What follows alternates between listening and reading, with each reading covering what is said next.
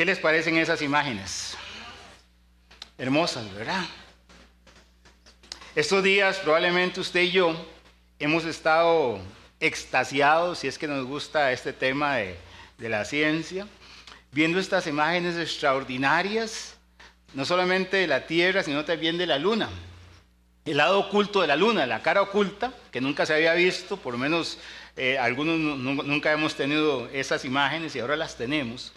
Y también, además de esas imágenes increíbles de la Luna, hemos visto unas fotos y unos videos de este planeta Tierra, este planeta que usted y yo habitamos, ese planeta azul, increíbles, ¿verdad? Con un grado de resolución preciosas, unas fotos desde la ventana de la nave y donde se ve el globo terráqueo mientras orbita, y la verdad es que uno se queda sin palabras, sin aliento, viendo la creación de Dios, viendo su gracia, su misericordia, su grandeza a través de esto. Los mismos astronautas lo han estado diciendo, y también uno se pone a pensar que hace 50 años hicieron un trabajo increíble como este, con mucha menos tecnología y otras cosas.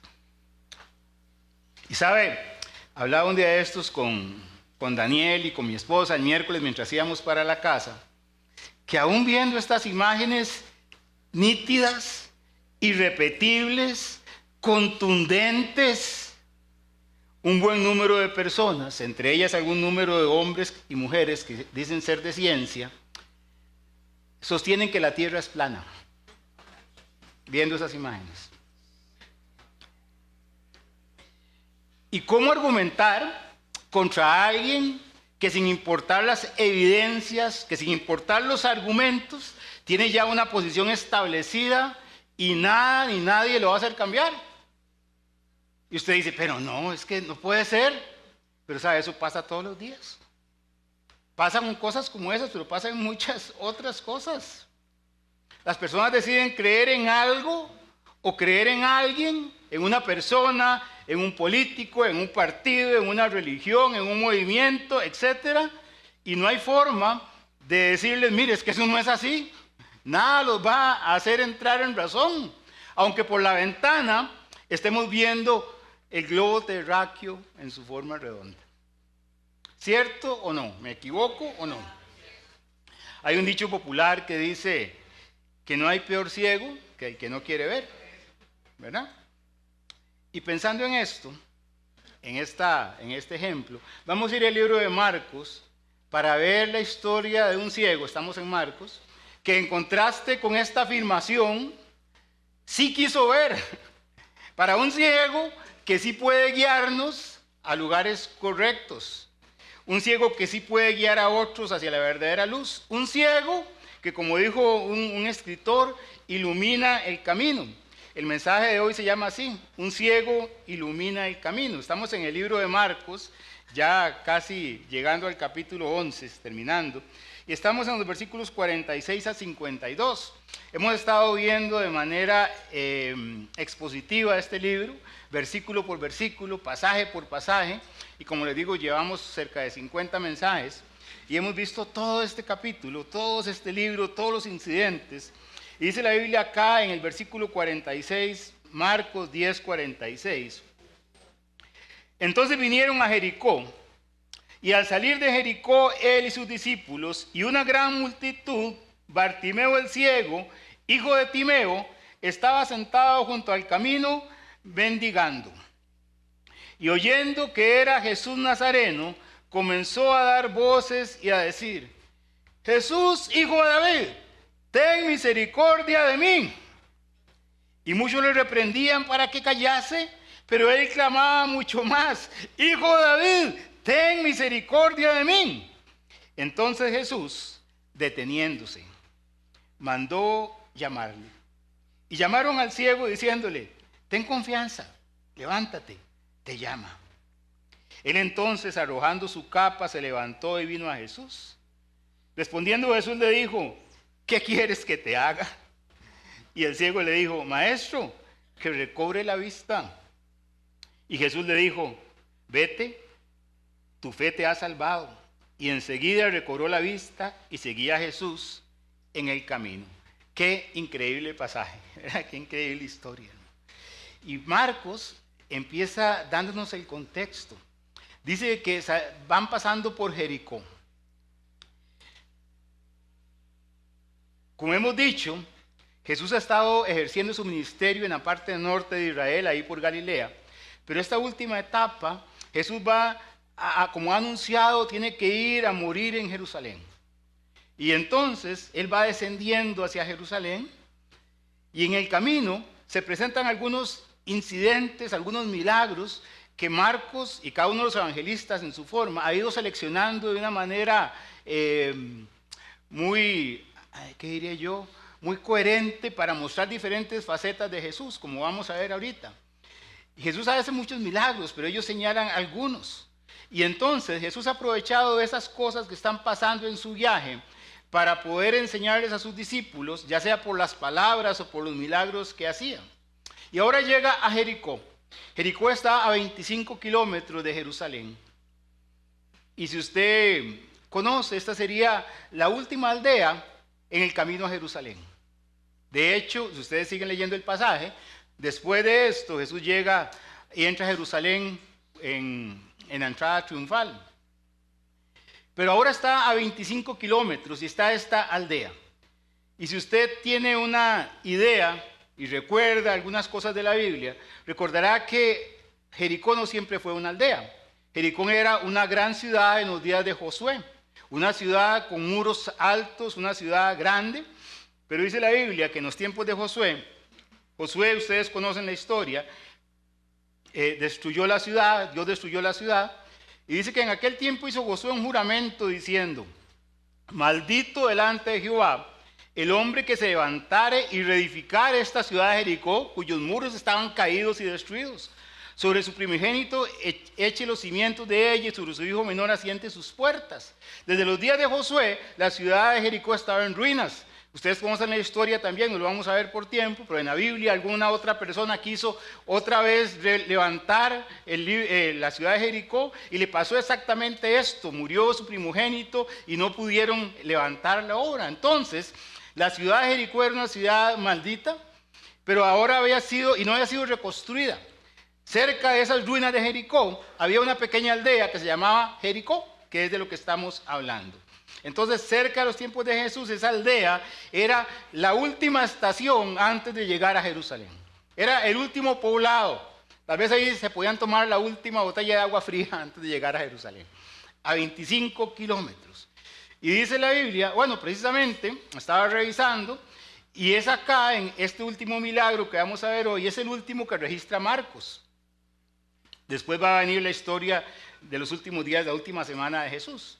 Y acá se encuentra a un hombre llamado Bartimeo el ciego, hijo de Timeo. De hecho, Marcos nos da la explicación: Bartimeo, hijo de Timeo, ¿verdad? Y Bartimeo es un nombre que significa eso: Bartimeo. No era que era un bar en algún lugar, no. Bartimeo, ¿verdad? Bar significa hijo y Timeo significa honor, honra. En otras palabras, el hijo de la honra o el hijo del honor era Bartimeo. Pero sabe, la condición de Bartimeo estaba lejos de ser esa posición de honor en la sociedad, como vamos a ver en breve. Y un comentarista bíblico señala que esa forma en la que se está refiriendo Marcos a Bartimeo, diciendo que Bartimeo, el hijo de Timeo, era o denota una familiaridad que probablemente es evidencia que este hombre fue conocido después en los primeros días de la iglesia. Entonces era familiar, ¿verdad? Como diciendo Daniel, el hijo de Fran, una cosa así, ¿verdad? En la comunidad podía conocerse porque probablemente estas personas siguieron a Jesús después de que él murió y resucitó. Y nos dice la Biblia también que él tenía otra característica. ¿Cuál era? La característica era que era ciego. Y entonces, como resultado de esta incapacidad, de esta limitación física, en la sociedad de la época de la que estamos hablando, hace 2000 años, era casi imposible que una persona con una discapacidad visual pudiera tener un empleo entre los empleos que habían ahí, agrícolas, etcétera, ¿verdad? Así que estaba obligado a vivir de una manera diferente. Casi todos tenían la posibilidad, la opción de mendigar, que era lo que estaba haciendo este hombre. Dependía de la ayuda de otras personas. Y claramente, no sé cuáles fueron los orígenes de Bartimeo, pero claramente este tipo de forma de ganarse la vida tenía un efecto sobre su dignidad, sobre su posición en la sociedad, inclusive sobre su amor propio, porque él estaba en una condición económica deplorable, pero también en una condición física que le impedía poder incorporarse a las normales actividades de su época. Pero ahora está Bartimeo sentado junto al camino en la ciudad de Jericó. Y como dije, Jericó era la ciudad que estaba a 25 kilómetros. Y recordemos que estamos precisamente una semana antes de la Pascua y que los hombres de Israel tenían que ir a Jerusalén a celebrar la Pascua. Y pasaban por ahí, todos los que venían del norte y del oeste y del este, pasaban por Jericó. Jericó era un buen lugar para estar ahí mendigando esos días. Había bastantes clientes y además la gente venía con un corazón dispuesto porque querían hacer el bien. Entonces veían una persona mendigando, hay que hacer el bien, ¿verdad? Eran días, era el agosto de Bartimeo, ¿verdad? Era días donde podía encontrar algunas muestras de generosidad de la gente. Y por eso estaba ahí, en esa parada estratégica, en ese lugar oportuno, en ese momento preciso, ahí estaba Bartimeo. Y uno podría decir, bueno, pobre hombre, en estas condiciones. Pero como hemos adelantado y como vamos a ver, este hombre tenía una falta de visión física, pero la visión espiritual que él tuvo hizo que su historia cambiara radicalmente. Entonces yo quisiera tomar la historia de Bartimeo para explicar un poco cómo funciona la fe. Bartimeo era un hombre que tenía fe. Y lo primero que vemos en la fe de este hombre es que es una fe que reconoce. Una fe que reconoce en este caso al Mesías. Una fe que se da cuenta de qué es lo que está pasando. Dice la Biblia que oyendo que era Jesús Nazareno, comenzó a dar voces: Jesús, hijo de David, ten misericordia de mí. Los días eran duros para Bartimeo, probablemente bien difíciles. Y esos días él estaba expectante a la gente que pasara. Pero empezó a escuchar, porque no hay otra forma, empezó a escuchar que entre la gente que iba, entre los peregrinos que iban a Jerusalén, iba pasando un tal Jesús Nazareno. Pero no era un tal Jesús Nazareno, porque él ya había escuchado mucho de Jesús Nazareno. Ya había escuchado de los milagros. No había estado ahí, no había visto los milagros, pero había escuchado a otros hablar acerca de Jesús. Había escuchado las historias que otros contaban sobre él. Y yo meditaba cuando estaba tomando nota por acá del valor que tiene contar a otras personas de Jesús, ¿verdad? Algunos conocidos o viajeros o algunos colegas le habían comentado acerca de Jesús. Y esos comentarios, esos testimonios de otras personas fueron abriendo la visión espiritual de aquel hombre. Y sabe, hermanos, nosotros no sabemos cómo reaccionará la gente ante Jesús. El hermano William Willis, ahora que estábamos en Tronadora, nos recordaba que uno a veces escoge a quién le entrega un tratado o a quién evangeliza, porque uno dice, este tiene más potencial de convertirse y aquel no, ¿cierto? ¿O solo a mí me pasa? Nosotros escogemos la gracia, ¿verdad? Pero en realidad nosotros no sabemos cómo va a reaccionar. Hace 15 días que estábamos ahí en Tronadora por esas situaciones del destino que Dios siempre mueve. Era un día donde estábamos repartiendo tratados y con unos rótulos, y era un día donde lo que había era un tope y una fiesta ahí comunal. Entonces, por primera vez, en las veces que yo he ido, todo estaba cerrado, todas las calles, la gente estaba esperando la fiesta, que ya venía el tope, ya venían los caballos, todo estaba cerrado, y la gente ya estaba en fiesta antes de que empezara la fiesta, ¿verdad? Entonces realmente nosotros éramos, por así decirlo, inoportunos. Porque la gente no estaba esperando que alguien llegara a darle un tratado, la gente estaba esperando otra cosa. Y nosotros pasamos y ese ambiente hostil se sentía, ¿verdad? Porque la gente estaba buscando algo diferente. Pero gracias a Dios que Dios trabajó ese día. Trabajó sobre un niño que se fue a invitar a otros y al día siguiente llevó a sus hermanitos a la iglesia. No sé qué ha pasado, pero él iba con un corazón dispuesto. Después había una persona, un guarda ahí en una de las esquinas, ocupado, trabajando, y yo diría, bueno, este es de los que menos condiciones podría prestarle una atención, está trabajando, tiene una buena excusa. Bueno, y nos acercamos y la persona muy amablemente nos recibió el tratado, intercambiamos algunas cosas, le dimos, lo invitamos a la iglesia, etc. Cuando pudo habernos dicho, estoy ocupado. Hermanos, nosotros no sabemos cuando contamos cuál va a ser la reacción de la gente.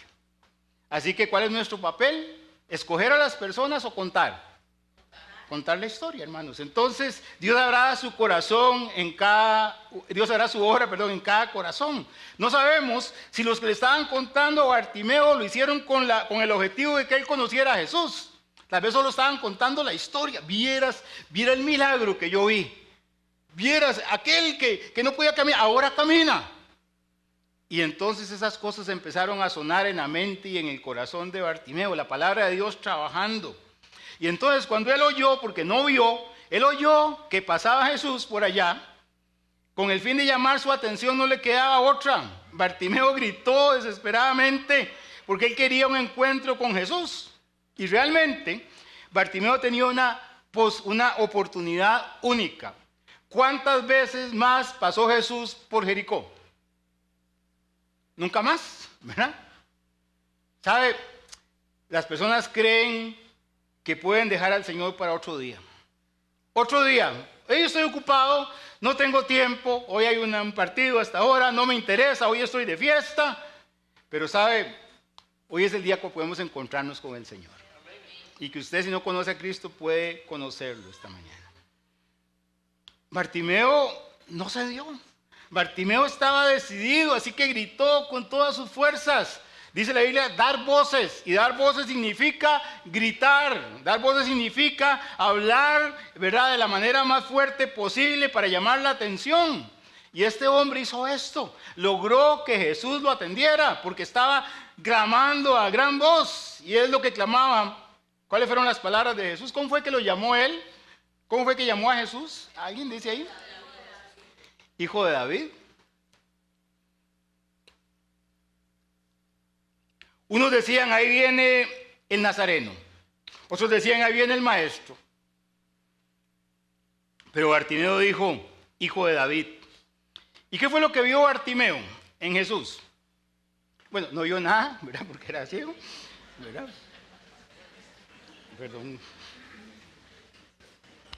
Perdonen, ¿verdad? Pero por los ojos de la fe, él sí pudo ver. Él no vio solo un profeta, él no vio solo un hombre ilustre, él no vio solo un maestro, él no vio solo un hacedor de milagros, él no solo vio al Nazareno, al hijo del carpintero, él no vio al hombre que venía de Nazaret, al hombre terrenal, al hombre que era famoso ahora, que era tendencia, sino que él lo reconoció como el hijo de David. Y sabe, tener esta revelación es una revelación fascinante. Jesús, hijo de David, porque esto conectaba directamente a Jesús con el Mesías. Bartimeo entendió que todo lo que le habían dicho no podía hacerlo un profeta. Él entendió que el que estaba pasando por ahí era el hijo de David. ¿Y cómo podía ser hijo de David si David había nacido unos 1000 años antes? Era genealogía de David, sí, pero lo importante no es la parte genealógica, sino que lo importante es que había una promesa del Señor a través de toda la Escritura, después de 2 de Samuel capítulo 7, donde sabemos que de la raíz de David iba a venir el Mesías. Entonces él está reconociendo que aquel que viene pasando es el Mesías. Jesús es el Mesías prometido, el linaje de David. Y entonces esa palabra, ese título, hijo de David, es una afirmación mesiánica. Estaba declarando públicamente que este hombre era el libertador esperado, que él era el cumplimiento de las profecías del Antiguo Testamento. ¿Y quién le había revelado eso a Bartimeo? Más adelante en la Biblia, unos años después, cuando Juan está recopilando la revelación del Señor, Jesús dice de sí mismo, yo Jesús he enviado mi ángel para daros testimonio de estas cosas en las iglesias. Jesús dice de sí mismo, yo soy ¿qué? La raíz y el linaje de David, la estrella resplandeciente de la mañana, la raíz, el inicio, el que concibe, pero también el linaje, el que viene. Jesús es el que era, el que es y el que será. Jesús es el Hijo de Dios. Solamente Jesús podía decir, yo soy la raíz de David, pero también soy el linaje de David, diciendo acerca de su carácter mesiánico. En la Biblia encontramos otro par de personas que clamaron a Jesús y dijeron, Señor, Hijo de David. Y fueron personas que salieron buscando misericordia o que fueron buscando sanidad.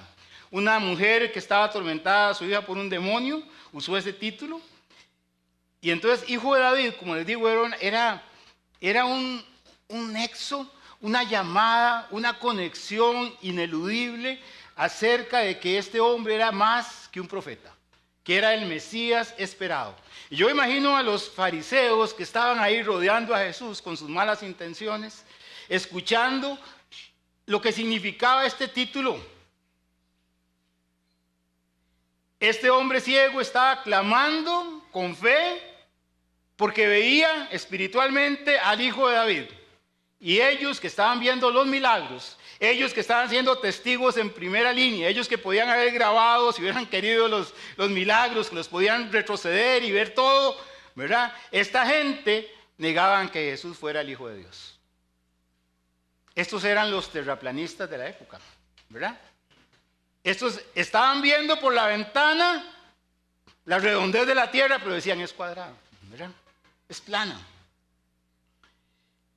Ellos detestaban que alguien reconociera quién era Jesús, porque en primer lugar los humillaba a ellos, porque no le estaba rindiendo pleitesía a su carácter, porque no les lisonjeaba lo que ellos eran, tan buenos, tan buena gente, tan religiosos. Pero Bartimeo, que era ciego y no pudo ver las obras de Jesús, pero escuchó las noticias y para él fue suficiente para convencerle en su corazón. Dice la Biblia que la fe viene por el oír y que el oír viene por la palabra de Dios. ¿Qué es lo que puede convencer el corazón de alguien? La palabra de Dios. ¿Recuerdan ustedes aquella parábola, verdad, que Jesús contó acerca de aquel hombre que estaba ahí en el Seol, ¿verdad?, en el Hades, y decía, déjame que yo vaya y que le cuente a mi familia para que no vengan a este lugar? ¿Y qué les dijo el Señor en esa parábola? A Moisés y a los profetas tienen, a ellos oigan. Si la palabra de Dios no le convence a usted, no lo va a convencer ni una foto, ni un milagro, ni una noticia. La palabra de Dios es viva y eficaz. Y es la que puede cambiar nuestros corazones. Así que nuestro deber no es hacer las obras, sino llevar la palabra. Y que sea Dios el que lo haga. Así que lo primero que encontramos en este pasaje, en este relato, es un mendigo ciego viviendo en una ciudad maldita, despreciada como era Jericó, y que pudo tener un conocimiento más exacto de quién era Jesús que los eruditos rabinos de Jerusalén. ¿Cierto, no? Que aquí hay una paradoja, ¿verdad? Israel ciego y un ciego que ve, ¿verdad? Y vemos su petición. La petición de este hombre me revela la fe. ¿Sabe? Cuando usted va a pedir algo a alguien es porque usted cree que lo puede hacer. Si usted tiene un tío con plata y usted tiene una necesidad económica, usted va donde el tío y llega, ya sabe para qué va usted, desde que él llega ya sabe para qué va. Pero usted le va a pedir porque sabe que él tiene. Usted no va a venir a mí diciendo, Fran, ore porque quiero bajar 15 kilos de aquí a mañana. No, no puede, sabe que yo no puedo hacer eso, ¿verdad? ¿Para qué va a venir? Pero imagínense que este hombre, cuando Jesús se le acerca, dice, ¿qué quieres? Dice, que vea. O sea, pedirle un milagro a Jesús de esa naturaleza significaba que él creía que realmente lo podía hacer, porque si no, entonces, ¿para qué? ¿Para qué iba a perder el tiempo? Entonces, él esperaba que la forma en la que Jesús tenía misericordia era dándole la vista. Esa solicitud nunca se habían hecho a los profetas. Nunca alguien le había dicho a ningún rey de Israel, dame la vista. Nadie. Era una señal inequívoca de que este hombre estaba percibiendo algo que los otros no veían. Esa es la primera cosa. La fe visualiza. La segunda cosa es una fe que persiste, una fe que es persistente. Dice la Biblia que muchos le reprendían que se callase. No sabemos exactamente por qué la multitud lo estaba callando. Tal vez era mucho escándalo, tal vez gritaba muy feo, muy duro. Tal vez creían que no era digno de que ese hombre tan especial, ese maestro de la ley, fuera llamado a gritos por alguien. Tal vez les estorbaban sus gritos, aunque era una multitud que iban alrededor de Jesús, no iban haciendo otra cosa que sino escándalo. Tal vez algunos decían, mire, es que vamos con mucha prisa, el Señor ha dicho que tiene que ir a Jerusalén, que tiene que ir a morir ahí, no podemos detenernos por una persona, por un mendigo ciego al lado del camino. Nos retrasan nuestros objetivos espirituales de salvar el mundo. Por otro lado, yo imagino, como ya les dije antes, a los fariseos y maestros de la ley oyendo a alguien decir, hijo de David. No les gustaba para nada. Seguramente ellos decían, mire, eso va en contra de la ley. Tal vez algunos decían, ¿cómo le está diciendo hijo de David? Estamos rodeados de romanos que van a decir que estamos alborotando el pueblo y van a venir por nosotros. Cállese, por favor. Pero eso nos enseña una gran verdad a usted y a mí que la conocemos, y es que cada vez que una persona quiere clamar al Señor, siempre va a encontrar oposición. ¿Cierto o no? Así como cada vez que una persona quiere vivir piadosamente, padecerá persecución, dice la Biblia, como Juan hablaba ahora. Hay veces vendrán ideas a nuestra mente y a nuestro corazón de parte del diablo para hacernos creer que no somos importantes para Dios, que Él no está interesado en los pequeños problemas nuestros, que Él tiene otros planes y otras cosas más relevantes y que no tiene tiempo para nosotros. Puede ser que haya ocasiones en que las personas nos bloqueen el camino, que no nos dejen pasar, que nos impidan. A veces puede ser un amigo, una amiga, a veces puede ser la familia, la sociedad, la misma religión. Y usted lo ha visto. Montones de personas viven una vida desastrosa ahí en el trabajo, en la vecindad, y nadie les dice nada. Nadie les habla de su necesidad espiritual, nadie les molesta, nadie quiere decirles nada acerca de su problema, sino que festejan con ellos. Pero que llegue el día en que esa persona diga, vieras que alguien me habló del Señor, vieras que el domingo me invitaron a la iglesia, ¿y qué va a pasar con ese montón de amigos? Empiezan a oponerse. Mira, no hombre, si es un montón de ladrones que hay ahí, mira esto y lo otro, mira, y empiezan a descalificar, te vas a hacer pandereta, a pañacocos, mira todas esas cosas, empiezan a decirle a la gente.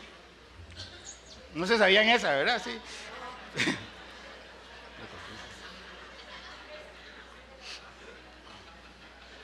Hermanos, todo el mundo lo va a criticar cuando usted dice que usted quiere seguir al Señor y se van a oponer. Mira, te volviste loco. Mira, ese día que vos vas a la iglesia, vieras, tenemos una salida a tal lugar, ese día hay un partidazo en tal lugar. Te invito, yo pago, no tenés que pagar vos. Mire, es que quiero ir a la iglesia a conocer al Señor. Y ese domingo, ese sábado empiezan a tocar la puerta a los testigos de Jehová, que nunca habían llegado en la vida. ¿Cierto o no que esas cosas pasan? Muchos le reprendían para que se callase.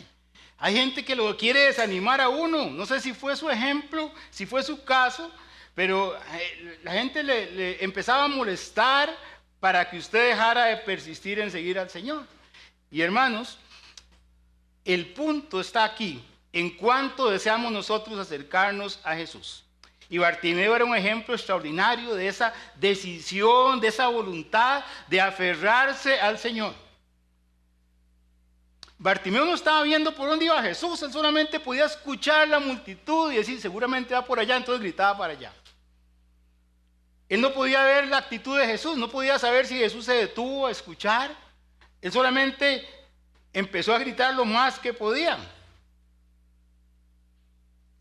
Hermanos, muchas veces la gente desiste por mucho menos, por los reproches, por las críticas, por los problemas que vienen, porque de alguna manera eso nos acarrea algunas consecuencias, entre comillas. Pero este hombre no se detuvo y siguió gritando, Jesús, hijo de David, ten misericordia de mí. Y qué hermoso lo que pasa en la Biblia. Dice la Biblia que entonces Jesús, deteniéndose, mandó llamarle. Y si usted quiere subrayar la palabra en su Biblia, deteniéndose, ¿verdad? Jesús iba ocupado, iba lleno de gente, pero él mandó a llamarle. Y sabe, es lo mismo que hace Jesús con una persona que lo busca con sinceridad y con persistencia. El Señor no va a dejarnos solos. El Señor no va a hacer oídos sordos a nuestro clamor. El Señor no va a hacerse oídos sordos ni de la vista gorda con nosotros. Hay veces creemos que no nos oye, pero ahí está. Hay veces nos sentimos cansados de esperar, pero ahí está el Señor. Como dice la Biblia, el Señor está cerca.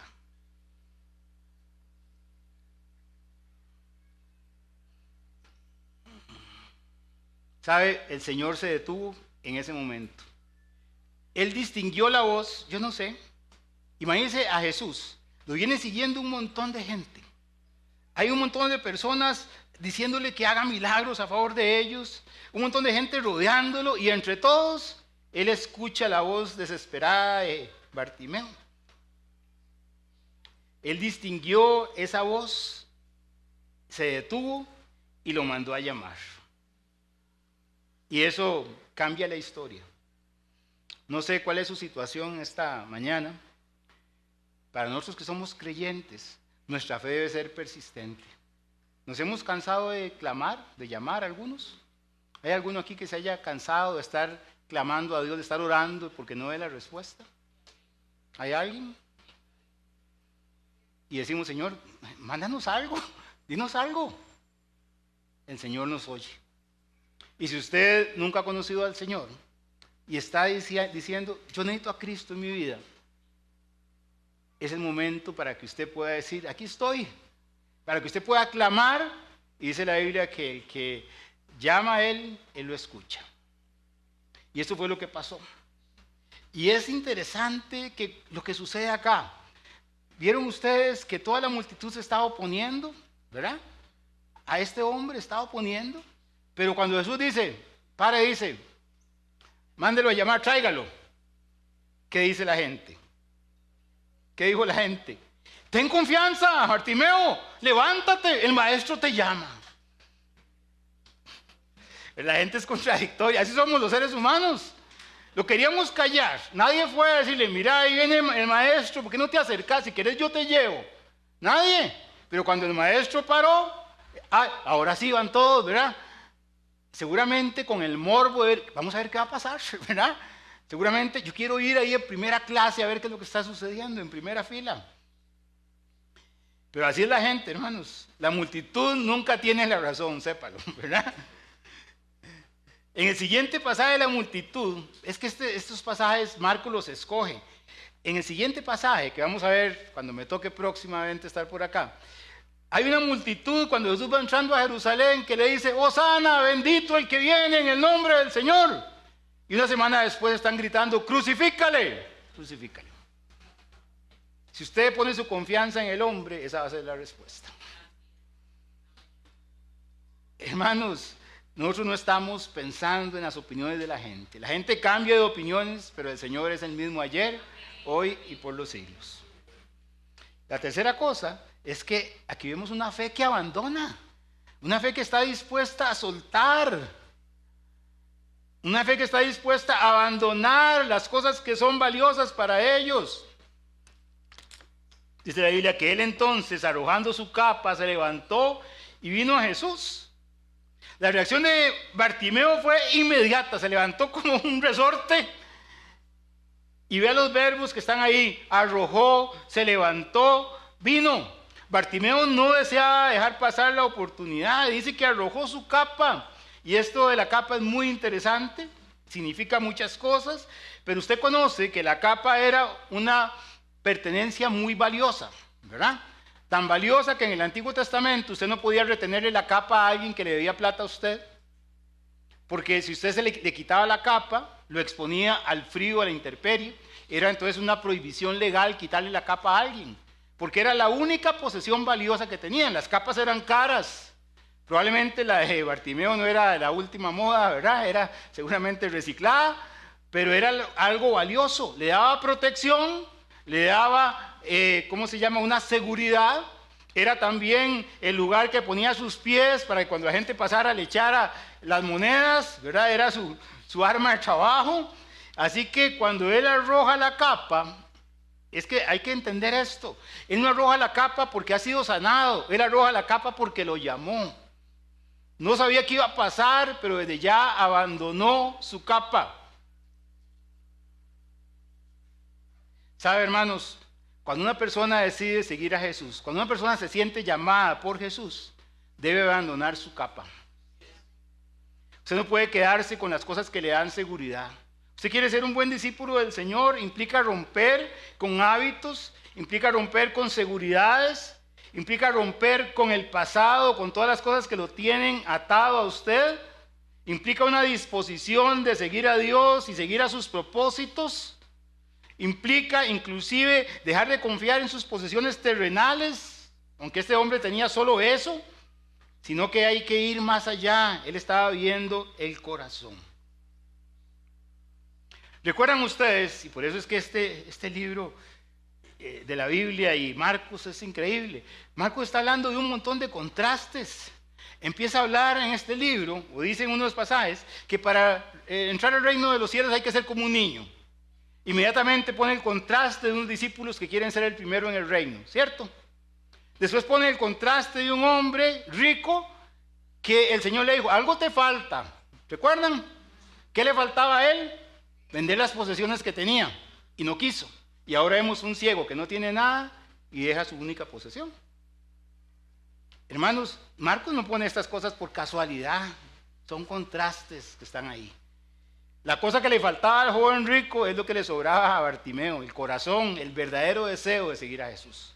Hay gente que quiere seguir a Jesús por los beneficios que va a obtener. Porque voy a ir a una iglesia, porque tal vez ahí me ayuden, etcétera, etcétera. Pero ir a Jesús por amor a Él, por sentir que uno lo necesita, era algo totalmente diferente. Y Él no solamente fue que se quitó la capa, dice la Biblia que la arrojó. ¿Y arrojar qué es? Tirarla a otro lado.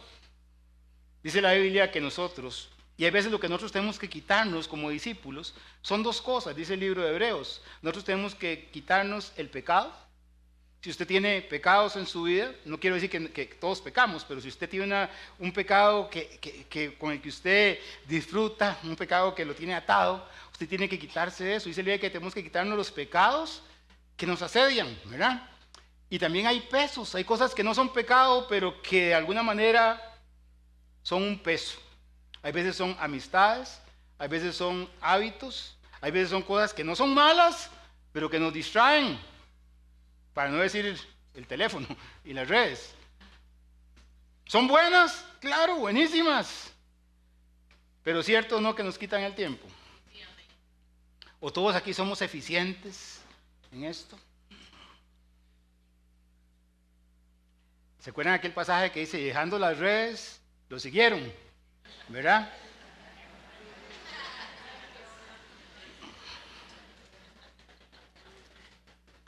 También es una fe que recibe.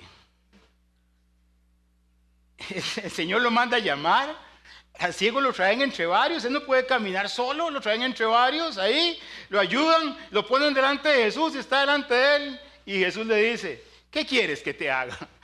Al ciego, ¿qué quieres que te haga? Pareciera una pregunta extraña. Jesús lo pudo haber sanado a distancia. Sano, ¿verdad? Pero Jesús lo que quería era tener un contacto con él. Quería tener una relación con él. Quería acercarse a él. Quería también que él expresara con su boca su necesidad. Dice la Biblia que si creyeres en tu corazón, si confesares con tu boca que Jesús es el Señor y creyeres en tu corazón que Él le levantó de los muertos, serás salvo. Hay que confesar con la boca, hay que decir, te necesito. Y este hombre está cumpliendo este requisito. El Señor quería tener con él esa relación. Había comenzado pidiendo misericordia. Jesús, hijo de David, ten misericordia de mí. ¿Y cómo se manifestaba la misericordia? Haciendo que él viera, era lo que él creía. Pero lo que él recibió fue algo más que eso. ¿Qué le dijo Jesús? Vete, tu fe te ha salvado. Y enseguida recobró la vista. ¿Qué fue primero, la vista o la salvación? Primero fue salvado. ¿Y qué es ser salvo? Es recibir la misericordia de Dios. Misericordia significa no recibir lo que yo merezco. Y usted y yo merecemos estar separados de la presencia de Dios. Pero el Señor, por su misericordia, mandó a Cristo para que usted y yo pudiéramos tener acceso. El Señor mandó a Cristo para que nosotros que somos ciegos espiritualmente veamos. Esa es la misericordia de Dios. Dice Pablo que si nuestro evangelio está aún encubierto, oscuro, entre los que se pierden está encubierto. En los cuales, en las personas que no conocen al Señor, el Dios de este siglo, Satanás, cegó el entendimiento de los incrédulos. ¿Para qué? Para que no les resplandezca la luz del evangelio y la gloria de Cristo, el cual es la imagen de Dios. Entonces, hermanos, el Señor quiere que usted y yo recobremos la vista espiritual. Si usted no conoce al Señor, dice la Biblia que usted está ciego espiritualmente y la única forma es que usted reciba un milagro. ¿Y sabe cuál es el milagro que este Bartimeo recibió? ¿La vista? No. La vista no, recibió un milagro de perdón en su corazón. ¿Cuál es el milagro que usted necesita? No es que lo salven de las deudas, no es que su esposo o su esposa vuelvan, no es que los hijos vuelvan a casa, todo eso, qué bueno pasa. Pero la verdadera necesidad de nosotros, ¿dónde está? En el corazón. ¿Dónde estaríamos hoy si nos toca acercarnos a la presencia del Señor? Dice la Biblia que nosotros somos ciegos espirituales. Yo era ciego, ahora veo. Y yo no sé, yo no puedo ni imaginarme esta escena. Este hombre ciego oye que es salvo, la vista la recobra. ¿Y qué es lo primero que ve? A Jesús hablándole, ¿verdad? Yo no sé. Dice recobró la vista. Puede ser dar a entender de que este hombre no había nacido ciego, sino que la recobró. Tal vez había visto, había quedado enfermo, tal vez tuvo un accidente, pero ahora podía ver. Eso era lo relevante, ¿verdad? Eso era el milagro. Y como les digo, el verdadero milagro que tiene que ocurrir en nosotros es la salvación. La gente anda buscando milagros y señales, pero el verdadero milagro ocurre cuando un pecador llega a la cruz y se convierte, hermanos. Jesús está resolviendo el mayor problema de Bartimeo, su relación con Dios. Y por último, tenemos una fe que sigue al Maestro. Dice que este hombre, después de que vio, ¿qué dice la Biblia? Seguía a Jesús en el camino. Ahora Bartimeo podía ver. ¿Y qué va a hacer Bartimeo con la vista nueva? Con esa visión 2020 que tiene ahora. Uy, gracias. Mira que yo tenía unas ganas de ir a Punta Arenas y no sabía cómo era el mar.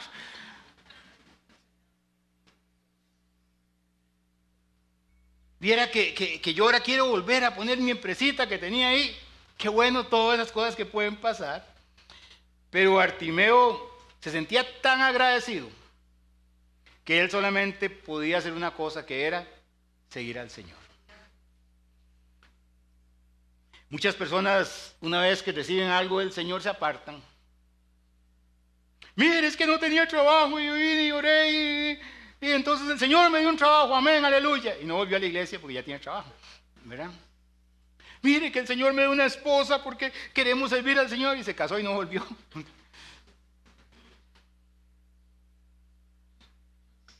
Y qué interesante que Lucas dice, y luego vio y le seguía y agrega, glorificando a Dios. Y todo el pueblo, cuando vio aquello, dio alabanza a Dios. ¿Se imagina cómo era esa comitiva de Jesús entrando a Jerusalén? ¿Quiénes vienen? Nosotros los apóstoles y este ciego, este que era ciego viene aquí con nosotros, glorificando a Dios.